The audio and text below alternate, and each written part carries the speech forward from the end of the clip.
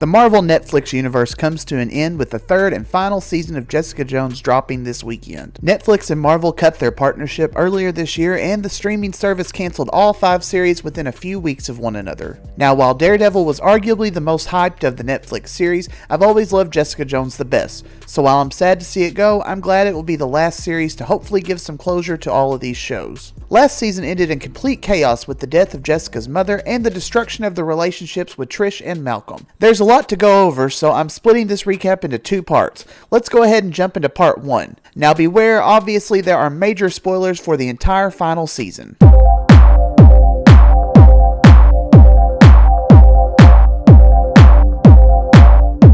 Like and subscribe for daily content.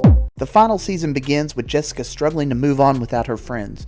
She's still somewhat famous and has been getting lots of cases, although nothing that has inspired her. Malcolm is still working for Jerry Hogarth, and instead of working as an investigator, he's forced to be more of a professional fixer, which he hates. Trish has gone missing, and her mother gets in contact with Jessica and offers her a hefty fee in order to track her down. Jessica reluctantly takes the case and follows Trish to a trashy motel where she's on a stakeout. Trish has become what she considers a superhero and tells Jessica that there's no need for her anymore. She can go back to being normal and let others do the hard work. Jessica meets Eric at a bar and takes him home, only to be interrupted by a knock at the door. Thinking it may be someone important, Jessica opens the door and is stabbed by someone dressed completely in black. The attacker flees as Jessica bleeds out on the floor, and Malcolm finds her. Malcolm calls Trish and tells her that Jessica's in the hospital and she wants to see her. Trish, thinking this may lead to a reconciliation between the two, rushes to her side. Jessica only wants the name of the man Trish was following, nothing more. Upset, Trish leaves the hospital after giving Jessica the information. Jessica leaves the hospital in rough shape, refusing to listen to the doctor's advice and going back out to look for the man she thinks had stabbed her. She runs into Trish at the man's home and they argue again, Trish telling Jessica to go home and heal and leave this all up to her. Meanwhile, Jerry meets up with an ex and asks Malcolm to gather dirt on her husband. Jessica passes out in the street and Trish finds her. After calling 911, she finds a note in Jessica's pocket with leads in the case and she steals it. Jessica ends up in the hospital again but leaves after a night's stay to follow up on her case. She breaks into an art gallery to find a statue that ties the man Trish was following to an assault. Trish shows up to the same gallery but Jessica gets the statue before she can. They meet up in the alley and argue, which leads to Jessica knocking Trish to the ground to prove to her that she's not unstoppable. Jessica steals Trish's phone to get the number of the suspect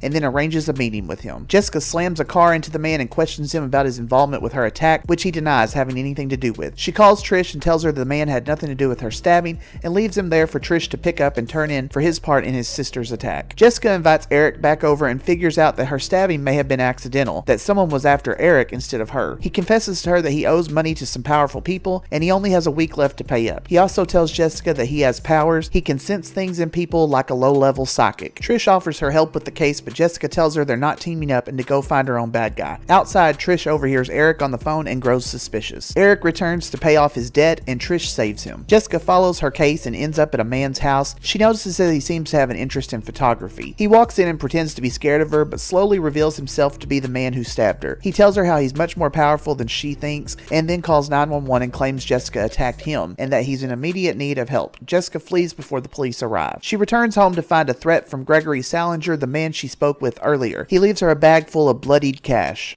Jessica finally accepts help from Trish in trying to get more information on Salinger. She knows that he's watching her but thinks that he wouldn't be aware of Trish. Trish breaks into Salinger's apartment to gather information while Jessica follows him. He meets up with Eric as it looks like he's working with him. He drags a prostitute into a nearby motel and Jessica follows. The prostitute turns out to be Eric's sister. Salinger threatened her life. Jessica brings Eric's sister to Malcolm and asks him to watch her for a little while. Trish has discovered that Salinger has victims going back at least 10 years. Jessica's assistant urges Trish and Jessica to work out their issues. Jerry's ex-girlfriend's husband makes a video where he publicly calls her out for exposing his secrets and then kills himself. Jessica can't let go of her anger towards Trish for killing her mother, and although Trish says she did it to protect her, it doesn't faze Jessica. Trish leaves and Jessica hooks up with Eric to forget her problems. The next day, Jessica provides a distraction that makes Salinger leave his home and Trish follows him. She and Jessica tail Salinger to a train yard where they think he's hiding his victims. Jessica goes inside one of the trains and and finds hundreds of body parts in storage bags. She trips a wire that drops something toxic into the container, and she struggles to escape. Trish takes on Salinger, but he tells her that Jessica has 30 seconds before the toxins kill her. Trish lets him go and saves Jessica instead. Salinger goes straight to Eric's apartment and attacks him. Eric wakes up tied to a chair with Salinger questioning him. Jessica calls Eric and Salinger answers. He tells her to come find him before he kills Eric. Trish's mother shows up at Jessica's apartment and demands to know what's going on with Trish. Jessica tells her that Trish has powers, but she doesn't believe it. Trish tries to get Jessica to shut up when Jessica tosses her out a window. Her mother looks down and sees that Trish has landed on her feet perfectly fine. Salinger realizes that Eric can sense the evil in him after testing him over and over. Jessica and Trish track down Eric and Salinger. They take Salinger down and Jessica turns him into the cops, but they don't have enough evidence to make anything stick. All the bodies were wiped clean and Jessica isn't considered a credible witness. Jerry's law firm is spiraling out of control after the fallout from her ex's husband's suicide. A lawyer comes in and tells Jerry that Rand Enterprises is leaving. She tells him that Danny Rand would never do that, but he tells her that Danny is on some kind of sabbatical and the board approved it. I'm sure gonna miss these little interconnections between the characters of the Netflix shows. Jessica finds out that the only person who can testify against Salinger is Eric, but in doing so he'd have to do time for his blackmailing crimes. Eric refuses to testify, telling her that he won't survive around all those people in prison,